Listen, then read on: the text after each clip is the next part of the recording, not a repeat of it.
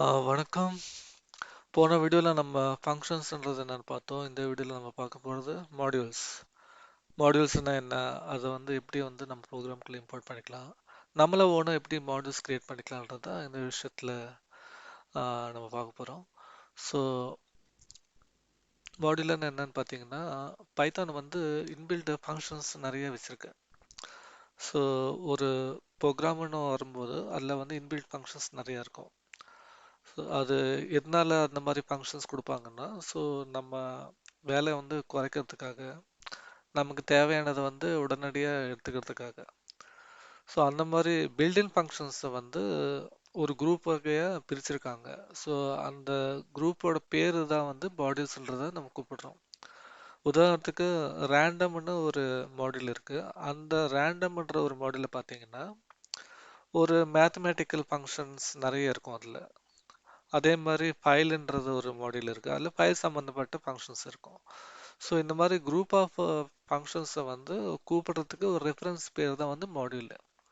So இந்த மாடியூலை அவங்க என்ன சொல்கிறாங்கன்னா, 3 வகையாக நம்ம ப்ரோக்ராம்குள்ளே நம்ம இன்புட் பண்ணிக்க முடியும். அது என்னன்றதை வில சொல்லியிருக்காங்க இங்கே. ஸோ ஃபஸ்ட்டு பார்த்தீங்கன்னா சிம்பிள் வே, இம்போர்ட்டு என்ன மாடியூல் உங்களுக்கு வேணுமோ அந்த மாடியூல் நேம். ஸோ இந்த மாதிரி மாடியூல்ஸ் என்னென்ன இருக்குன்றத நம்ம பைத்தான் டாக்குமெண்டேஷனில் பார்த்தீங்கன்னா உங்களுக்கு தெரிஞ்சிடும். உதாரணத்துக்கு இங்கே நம்ம ப்ரௌசரில் பைத்தான் டாக்ஸ், ஸோ docs.python.orgன்றது ஓப்பன் ஆயிடுச்சு இல்லையா. ஸோ இதில் நம்ம லைப்ரரி ரெஃபரன்ஸ் போயிட்டோம்னா, ஸோ பில்ட்-இன் ஃபங்க்ஷன்ஸ் இங்கே கொடுத்துருக்காங்க பாருங்கள். இதெல்லாம் பில்ட்-இன் ஃபங்க்ஷன்ஸ். ஸோ ஆரில் பார்த்தீங்கன்னா ரேஞ்சுன்னு ஒன்று இருக்கு. இந்த மாதிரி நம்ம இந்த மாதிரி டாக்குமெண்டேஷனில் ரெஃபரன்ஸாக வச்சுக்கிட்டு நம்ம பைத்தானில் இன்பில்ட் ஃபங்க்ஷன்ஸ் என்னன்றதை நம்ம பார்க்க முடியும். ஓகேவா. ஸோ இப்போ இம்போர்ட் மாடியூல்ன்றது ஒரு வகம். இன்னொரு ரகம் இன்னொரு way of importing the modules பார்த்தீங்கன்னா இம்போர்ட் ரேண்டம், அதாவது மாடல் பேர், அப்புறம் ஆஸ் ஆர். இப்போ ஆஸ் ஆர்னா இப்போ இம்போர்ட் பண்ணக்கப்புறம் இதுக்குள்ளே இருக்கிற ஃபங்க்ஷன்ஸ் நம்ம எப்படி கால் பண்ணுவோம்னா, அதை மாடியூல் ரெஃபரன்ஸை வச்சு டாட் வச்சு அதுக்கப்புறம் அதுக்குள்ளே இருக்கிற ஃபங்க்ஷன்ஸை ஆக்சஸ் பண்ணுறோம். ஸோ அப்போது கன்சோல் பைத்தானோட இன்டர்பிரேட்டர் என்ன புரிஞ்சுக்குதுன்னா, ரேண்டம்ன்ற ஒரு பேக்கேஜ்குள்ளே இருக்கிற ஃபங்க்ஷன்ஸை கொண்டு வா அப்படின்னு புரிஞ்சுக்குது. ஸோ இந்த மாதிரி சின்ன பேராக இருந்தால் ஓகே. இதே மாடல் பேர் பெருசாக இருந்ததுன்னா ஒரு வாட்டி நம்ம டைப் பண்ணுறதுக்கு கொஞ்சம் கஷ்டமாக இருக்கும் இல்லையா. ஸோ அதனால் இன்னொரு வகை அவங்க என்ன சொல்கிறாங்கன்னா, இந்த மாதிரி நீங்கள் ரிப்பீட்டடாக உங்கள் ப்ரோக்ராம்ஸில் யூஸ் பண்ணுறதா இருந்தால் அதை நீங்கள் சிம்பிளிஃபை பண்ணிக்கலாம். அது எப்படின்றா யூஸ் ஆஸ் அலைஸ் யூஸ் பண்ணி அந்த மாதிரி பண்ணிக்கலாம். ஸோ இம்போர்ட் ரேண்டம் ஆஸ் ஆர்ன்னு கொடுத்தீங்கன்னா நீங்கள் ரேண்டம்னு டைப் பண்ண தேவையில்ல, ஜஸ்ட் ஆர்ன்னு கொடுத்தா டாட் கொடுத்து யூஸ் பண்ணிக்கலாம் அப்படின்னு சொல்கிறாங்க. இது ரெண்டாவது வகை. மூணாவது வகை என்னன்னு பார்த்தீங்கன்னா, இப்போ இந்த மாதிரி கால் பண்ணுறப்போ, இந்த மாதிரி இம்போர்ட் பண்ணுறப்போ நமக்கு என்ன நடக்குதுன்னா, மொத்த மாடியூலை அந்த கொண்டு குவிக்குது. அப்படி இல்லாமல் எனக்கு என்ன தேவையோ அது மட்டும்தான் கொண்டு வரணும்னா இப்போ இந்த ஃபங்க்ஷன்ஸ் இந்த மெத்தட் யூஸ் பண்ணலாம். ஸோ ஃப்ரம் மாடியூல் நேம், எந்த மாடியூல் நேமோ அதுக்கப்புறம் இம்போர்ட்டு ஃபங்க்ஷன்ஸ் நேம். ஒன்று இருந்ததுன்னா ஜஸ்ட் ஃபங்க்ஷன் நேமு, ஒன்றுக்கு மேலே நிறைய இருந்ததுன்னா கம்மா வச்சு ஸ்ப்ளிட் பண்ணிவிட்டு எத்தனை வேணுமோ எல்லா ஃபங்க்ஷன்ஸும் தனித்தனியாக கொடுக்கலாம்.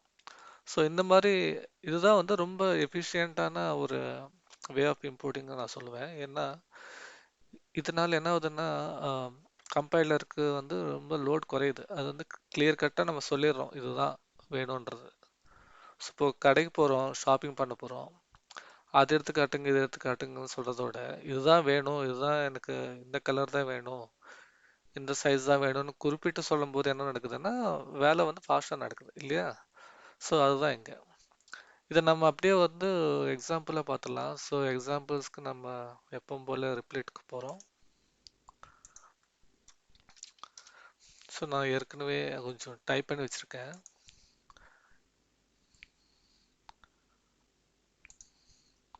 ஸோ ஃபைல் ஒன்று க்ரியேட் பண்ணி வச்சுருக்கேன் நான். இப்போ வந்து இம்போர்ட் ரேண்டம் இல்லையா, அதுக்கப்புறம் அந்த ரேண்டம்குள்ளே ஒரு ஃபங்க்ஷன் இருக்குது. அதை எப்படி கால் பண்ணுறோம்? ரேண்டம் டாட் டாட் கொடுத்த உடனே நமக்கு என்ன இருக்குது ஃபங்க்ஷனுங்க? Rand range rand range rand range ஃபங்க்ஷனுக்குள்ளே பேராமீட்டர் பாஸ் பண்ணுறாங்க. இது சம் ஃபங்க்ஷன், மேத்தமெட்டிக்கல் ஃபங்க்ஷன் இல்லையா. ஸோ இதை வந்து நம்ம இப்போ ரன் பண்ணும்போது Python module dot PY, so அது சம் ரிட்டர்ன் பண்ணுது இல்லையா. ஸோ இது வந்து ஃபர்ஸ்ட் மெத்தட். ரெண்டாவது மெத்தட் என்ன பார்த்தோம் நம்ம? அலையஸ் யூஸ் பண்ணி பண்ணுறது. So instead of using random just நான் ஆர் யூஸ் பண்ணால் போதும் அப்படின்றோம்.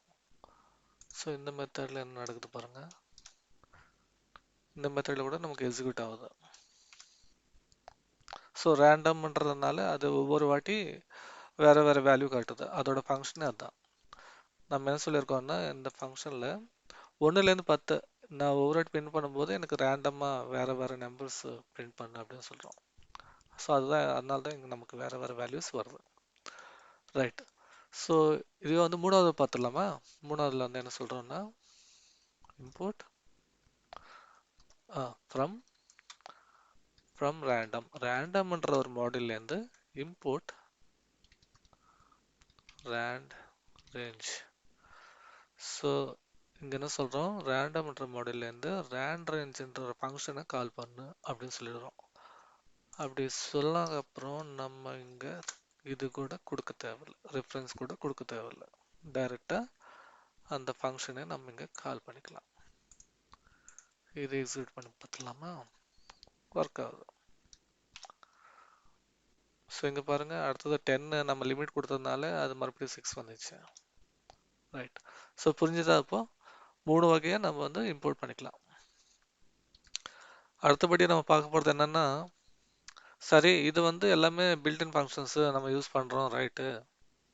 நம்மளாம் சொந்தமாக ஒன்று மாடியூல் க்ரியேட் பண்ணால் எப்படி இருக்கும்? ஸோ அதுதான் வந்து அடுத்தது பார்க்க போகிறோம். அடுத்தது என்னென்னா, கிரியேட்டிங் ஒரு ஓன் மாடியூல். ஸோ இது மாடியூல் க்ரியேட் பண்ணுறது வந்து பெரிய ரொம்ப காம்ப்ளெக்ஸ் விஷயம் ஒன்றும் இல்லை. ஜாவா அந்த மாதிரி ப்ரோக்ராம்ஸ்லாம் பார்த்தீங்கன்னா கொஞ்சம் நிறைய ப்ராசஸ் பண்ண வேண்டியது இருக்கும். இதில் வந்து ரொம்ப சிம்பிளாக சொல்லிட்டாங்க. ஒன்றும் இல்லை, நீங்கள் எந்த மாடியூலை வந்து நீங்கள் க்ரியேட் பண்ணணும்னு நினைக்கிறீங்களோ அதுக்கு ஒரு பேர் இருக்கும் இல்லையா, அந்த பேரை வச்சு ஒரு ஃபைல் க்ரியேட் பண்ணுங்கள். .pyன்னு க்ரியேட் பண்ணுங்கள். ஸோ அந்த பேரை வச்சு நான் அது மாடியூல்னு நான் புரிஞ்சுக்கிறேன். அதுக்கப்புறம் அதுக்குள்ளே நீங்கள் எப்பவும் போல் ஃபங்க்ஷன்ஸ் எப்படி க்ரியேட் பண்ணுவீங்களோ அந்த மாதிரி க்ரியேட் பண்ணி விட்ருங்க, அது போதும்னு சொல்லுது. பாருங்கள், உதாரணத்துக்கு இங்கே ப்ரைம்ன்றது ஒரு மாடியூலு. ஸோ அந்த மாடியூல்ன்றதுனால prime.pyன்னு ஒரு ஃபைல் க்ரியேட் பண்ணுறாங்க. அதுக்கப்புறம் அதுக்குள்ளே ஒரு ஃபங்க்ஷனு.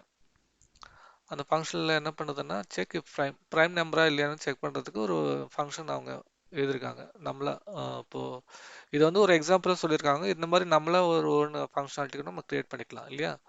ஸோ செக் இஃப் ப்ரைமில் ஒரு நம்பர் வந்து பாஸ் பண்ணுறாங்க. நம்பர் பேராமீட்டர் எடுத்துக்குது. எடுத்துக்கப்புறம் அது வந்து ஐட்ரேஷனில் போகுது. அப்புறம் மாடுலஸ் எக்ஸ்ன்ற ஒரு இதில் 1 2 3 அந்த பேராமீட்டர்ஸ் வந்து ரன் ஆகுது. அதுக்கப்புறம் மாடுலஸ் வந்து ரிமைண்டர் வந்து ஈக்குவல் டு 0 வந்துச்சுன்னா அது ஃபால்ஸு, அப்படி இல்லாட்டி ட்ரூன்றது தான் சிம்பிள் ஃபங்க்ஷன் இது.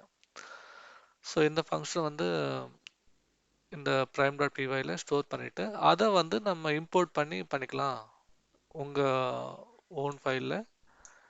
நீங்கள் எப்பவும் போல் எப்படி வந்து நார்மலாக 3 வகையில் பைத்தானோட ஃபங்க்ஷன்ஸு மாடியூல்ஸு வந்து கால் பண்ணுறீங்களோ அதே மாதிரி உங்களோட ஃபங்க்ஷன்ஸு உங்களோட மாடியூல்ஸ் கூட நீங்கள் கால் பண்ணிக்கலாம் அப்படின்னு சொல்கிறாங்க சிம்பிளாக.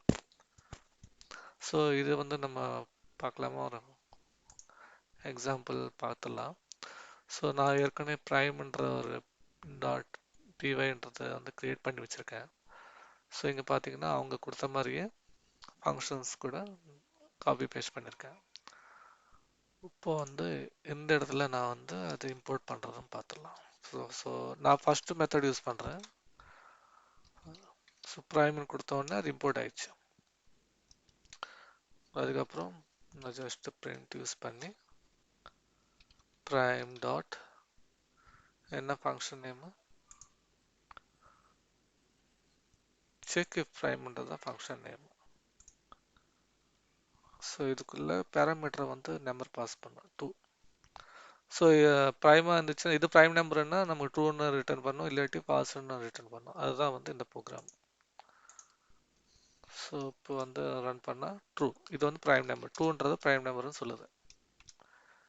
இதே மாதிரி 4 கொடுத்து பார்க்குறேன். 4 வந்து ப்ரைம் நம்பர் கிடையாது.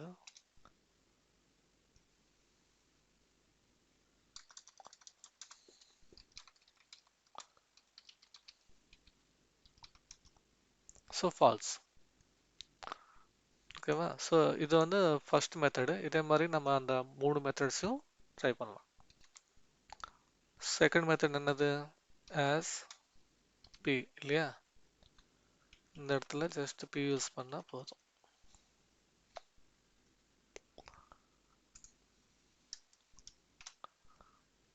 ஒர்க் ஆகுது. அதே மாதிரி தேர்ட் மெத்தட் என்னது? டைரக்டா from prime import check if prime. So இப்படி டைரக்டாக யூஸ் பண்ணும்போது நமக்கு இந்த ப்ரிஃபிக்ஸ் தேவைப்படாது.